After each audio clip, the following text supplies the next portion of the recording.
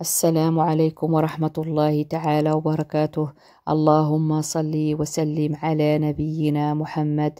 أهلا وسهلا بكم خوتي خواتاتي، نتمنى تكونوا كاملين بخير وعلى خير وبصحة جيدة إن شاء الله. اليوم إن شاء الله فيديو جديد ووصفة جديدة من ضمن حلويات العيد. غادي نقترح عليكم غريبة أو حلوة رافاييلو من الحلويات الرائعة لذيذة مرملة هشيشة تذوب في الفم. كيجي فيها هذاك اللوز من الداخل محمر بواحد المذاق خطير مع الكوك والشوكولات الأبيض، طعم يا سلام. حلوة اقتصادية سهلة وسريعة التحضير، كتخرج كمية كبيرة بمقادير مضبوطة ناجحة 100% من أول تجربة. أنا متأكدة إلا جربتوها تعجبكم، غادي تعاودوها وتعاودوها. بسم الله على بركة الله. غادي نعطيكم المقادير وطريقة التحضير. عندي هنايا القصرية، غنضيف فيها 250 غرام ديال الزبدة، ربع ديال الزبدة كيف ما كتشوفوا معايا. غنضيف ايضا شاصي ديال السكر فانيلا كيف ما كتشوفوا، وغنضيف كاس عامر ديال السكر بودرة او السكر كلاصي. صافي غنخلط هاد المكونات مزيان، كنخلط غير بيدي كيف ما كتشوفوا. غنخلط الزبده مع السكر مع الفاني. من بعد ما خلطنا غنزيد نضيف كاس قل ربع ديال الزيت وغنستمر كنخلط.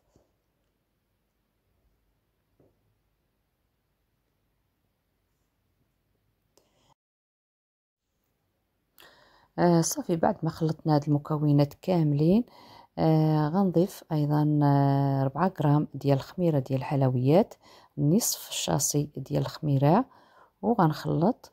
وغنضيف ايضا كاس وربع ديال المايزينا او ديال النشا. صافي غنجمع الخليط كيف ما كتشوفوا.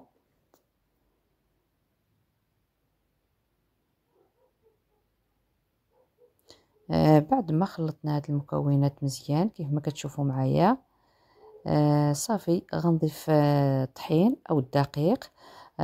غنبقى نضيف الدقيق شويه بشويه وكنجمع العجينه على هذا الشكل اللي كتلاحظوا معايا. ما نكثروش الدقيق بزاف. كنضيفوا الدقيق خطوه بخطوه شويه بشويه وكنجمعوا. العجينه ديالنا خصها تبقى رطبه، ما نقصحوهاش بزاف. الا بقينا كنضيفوا دقيق وكنزيدوا دقيق العجينه غتقساح.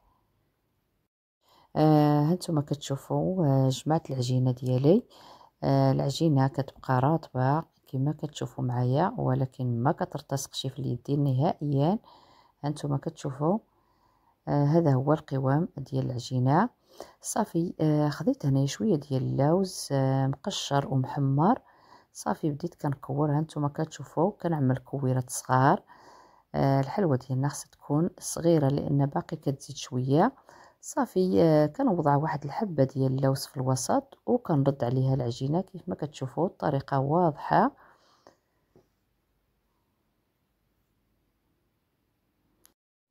كيف ما كتشوفوا كناخذوا شويه ديال العجينه كنعملوا كويرات ديال العجينه صغارين. كيما كتشوفوا الحلوه ديالنا باقي غتزيد. غتنفخ شويه ملي غطيب، وباقي غنزيدوا لها الشوكولات والكوك باش ما تجيناش كبيره بزاف. صافي كناخذوا شويه ديال العجينه وكنوضعوا في الوسط واحد الحبه ديال اللوز. صافي كنرد عليها العجينه وكنكوروها وكنزلوها في الصينيه كيف ما كتلاحظوا معايا. الطريقه سهله.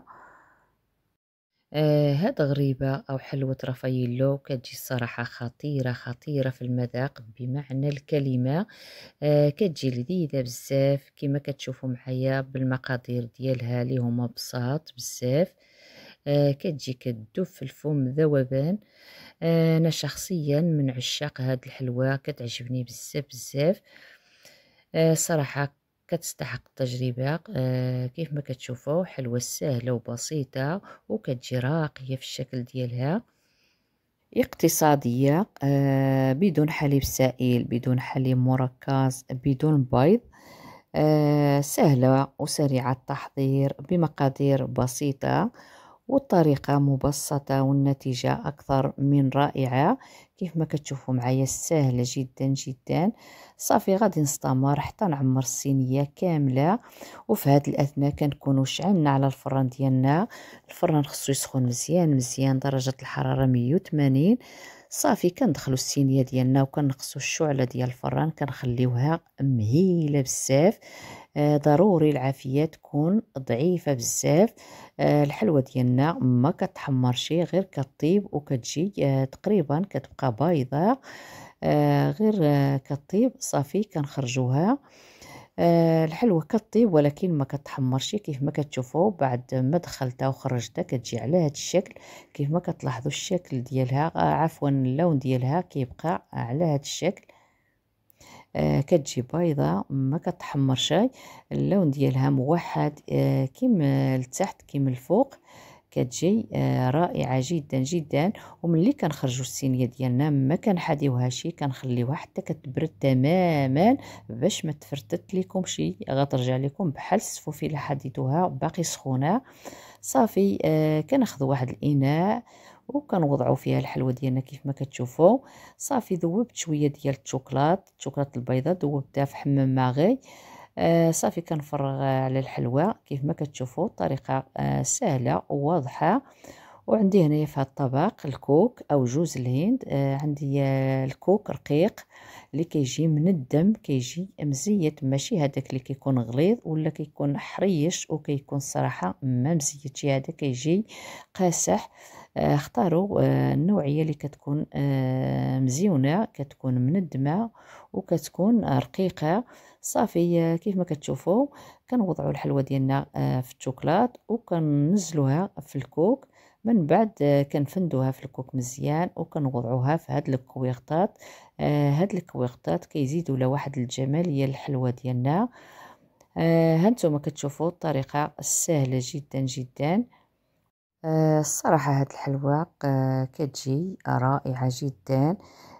كيكون عليها الطلب بكثره بكثره في العيد. كلشي كتعجبو، الصغير وكبير كلشي كيحماق عليها. وفعلا كتجي لذيذه بزاف، لذيذه لذيذه بزاف بزاف. صافي كيف ما كتشوفوا الطريقه ديالها سهله. كنعملوها في الشوكولات هانتوما كتشوفوا، وكنفندوها مزيان في الكوك وكنوضعوها في الكويغطات. صافي كيف كتشوفوا كتجي زوينه في الشكل ديالها. اما المذاق كما قلت لكم المذاق خطير جدا. حلوة تستحق التجربة.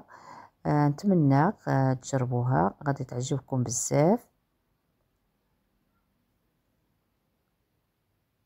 غادي نستمر حتى نكمل الكمية اللي عندي كاملة كيف ما كتشوفوا. ما شاء الله كيف ما كتشوفوا كتخرج كمية وفيرة، كمية كبيرة. حلوة سهلة وراقية في المنظر ديالها ولذيذة بزاف، ما تشبعوش منها. حلوة اقتصادية سهلة وسريعة التحضير، كتجي مرملة وهشيشة كتدوب في الفم، وفي نفس الوقت رخيصة. خطيرة في المذاق ديالها بمكونات بسيطة روعة روعة. نتمنى تعجبكم. الصراحة اللي داقها غيطلب لكم المقادير غريبة رفيلو لكل شي كيحمق عليها. كتجيب واحد المذاق حلوة بمعنى الكلمة، كتذوب في الفم الذوبان. نتمنى الوصفة غادي تعجبكم، فعلا كتستحق التجربة. حلوة سهلة ولذيذة بزاف.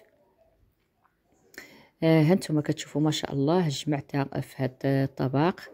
هذه هي الكمية اللي تحصلت عليها، كمية كبيرة. غير بالربع ديال الزبدة ما شاء الله. هانتوما كتشوفوا بدون حليب بدون بيض. حلوة كتجي في المستوى. كلشي كيطلبها في العيد صراحة، كلشي كتعجبو. صافي هانتوما كتشوفوا هذه هي الحلوة اللي قدمت معكم اليوم. حلوة من أروع الحلويات. ما شاء الله كتذوب في الفم الذوبان. حلوة سهلة وسريعة، حلوة كتجي أكثر من رائعة. كتجي هشيشة هشيشة هشيشة بزاف. لذيذة ومرملة من الداخل. كيجي فيها اللوز من الداخل مع الكوك والشوكولات، واحد الطعم يا سلام الصراحة، بواحد المذاق خطير جدا. المقادير ديالها مضبوطين 100% وصادقة من أول تجربة. ما شاء الله كيف ما كتشوفوا. غادي نقطع معكم وحده تشوفوا كيف كتجي من الداخل. ما شاء الله شوفوا كيف كتجي مرمله وكتجي هشيشه. شوفوا اللوز من الداخل كيجي ما شاء الله. شوفوا كيف كتجي مرمله وكتجي هشيشه.